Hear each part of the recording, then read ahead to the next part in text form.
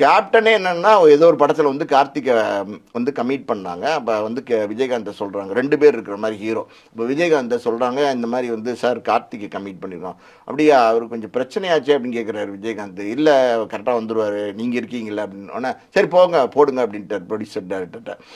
Book பண்ணிட்டாங்க. 2 நாள் shooting வந்துட்டு 3வது நாள் வந்து டிமிக் கொடுத்துட்டாரு விஜயகாந்த். ஆமாம், விஜயகாந்த் கூப்பிட்டு இந்த வேலையெல்லாம் ஆகாதுங்க, என்னோட டேட்ஸ் எல்லாம் வேஸ்ட் ஆயிரும், நான் முதல்ல சொன்னேன் பிரச்சனை கொடுப்பாருன்னு, நீங்கள் தான் நம்பி கூப்பிட்டு வந்தீங்க, அட்வான்ஸ் எவ்வளோ கொடுத்துருக்கீங்க, நான் 2 lakhs கொடுத்துருக்கோம், 2 lakhs விட்டுருங்க, படத்தில் கழிச்சுங்க, ஏதோ ஒன்று பண்ணிக்கங்க, ஏன் சம்பளத்தில் கூட கழிச்சுங்க, ஆனால் அவர் வேண்டாம் வேற ஆளை மாற்றுங்க அப்படின்ட்டார். அதுக்கப்புறம் வேற ஆளை போட்டாங்க டக்குன்னு உஷாரா. அது என்ன படம்னு எனக்கு பேர் மறந்து போச்சு. இந்த மாதிரி பார்த்தீங்கன்னா 2 நாள் கழித்து மறுபடியும் செட்டுக்கு வராரு, ஒரு பாட்டு ஆடுறாரு, வந்தால் நல்லா நடிப்பார். அதான் சொல்ல, வந்தால் நல்லா நடிப்பார். அங்கே இந்த மாதிரி ஹாஸ்பிட்டலில் இருக்கும்போதும் நல்லா நடிப்பார்.